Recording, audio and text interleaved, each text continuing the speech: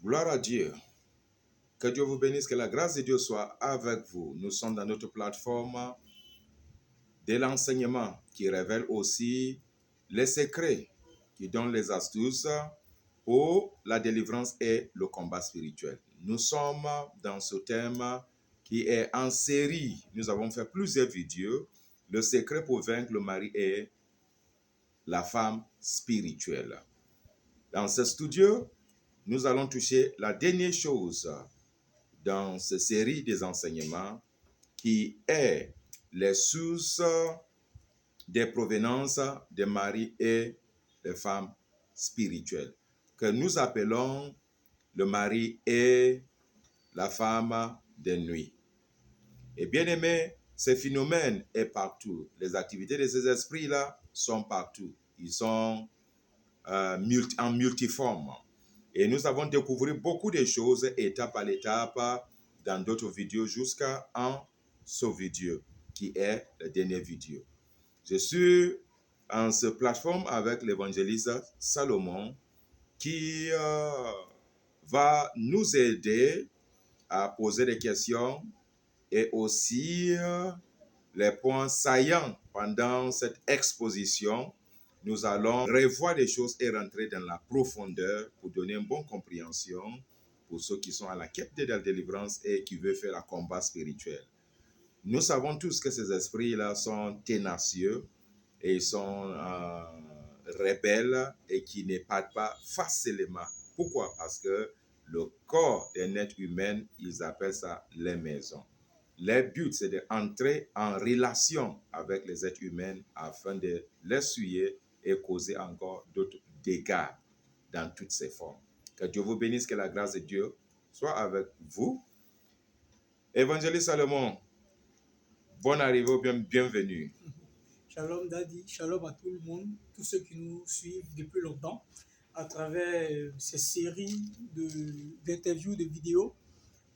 Soyez bénis, que la grâce de Dieu vous soit renouvelée. Nous sommes très heureux de partager ces instants qui font du bien à la grâce de Dieu. Et nous allons encore aujourd'hui, pour la dernière vidéo, entrer dans certains détails, révéler encore les choses en profondeur.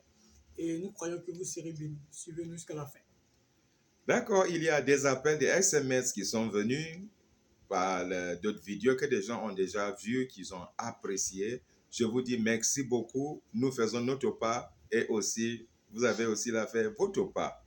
Pas seulement peut-être pour vous, mais partagez la vidéo pour que encore d'autres personnes puissent avoir la connaissance de ces choses. Comme je vous ai dit dans les vidéos précédentes, que Salomon pose les questions pas pour lui seul, mais à cause des enquêtes qu'il a fait aussi, des personnes qu'il a rencontrées, qui a dû échanger avec eux. Il est en votre place pour poser ces questions. Et je suis sûr et certain que si vous êtes en face de moi, vous allez poser les mêmes questions ou peut-être des questions semblables.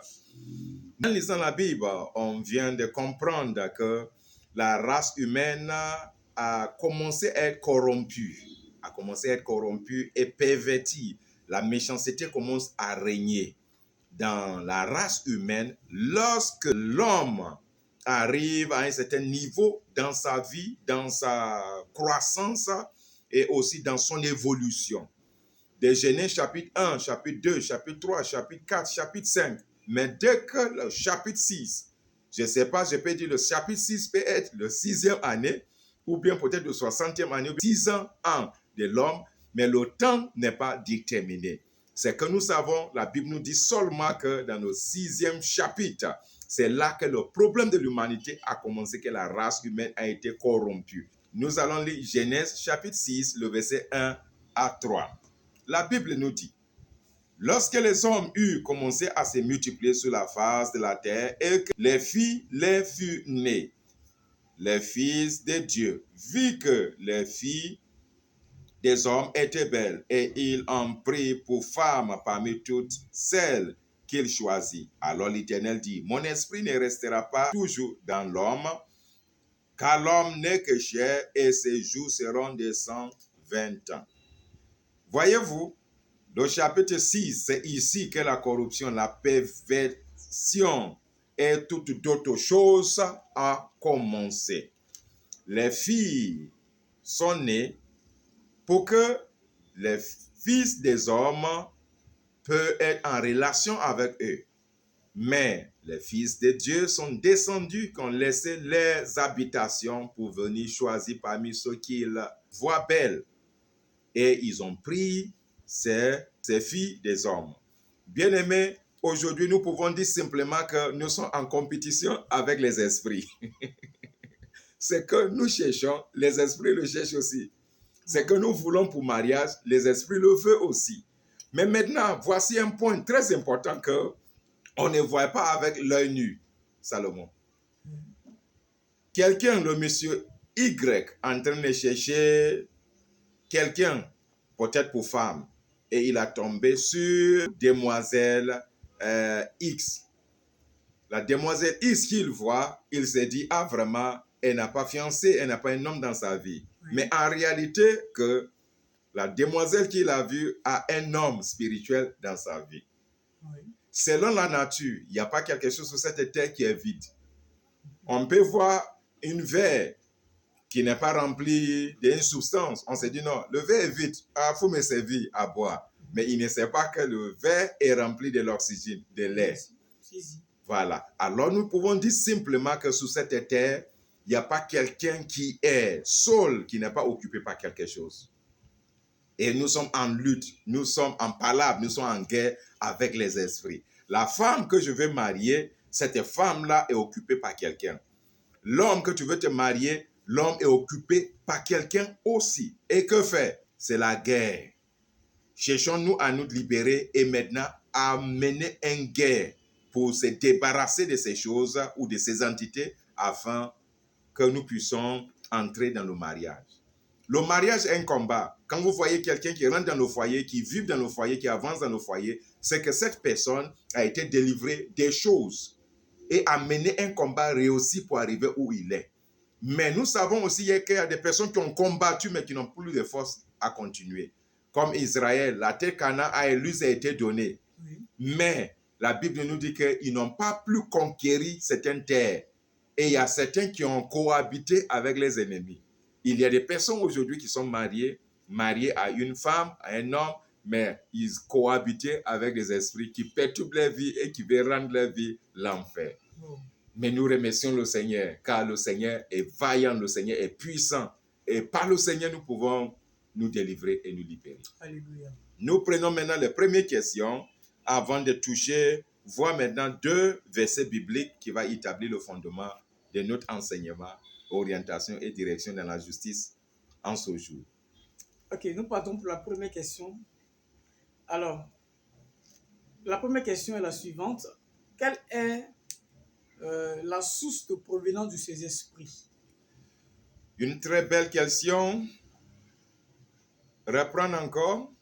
Quelle est la source de provenance de ces esprits? D'accord. Quand nous parlons de source, nous parlons de l'origine. Oui. Ok.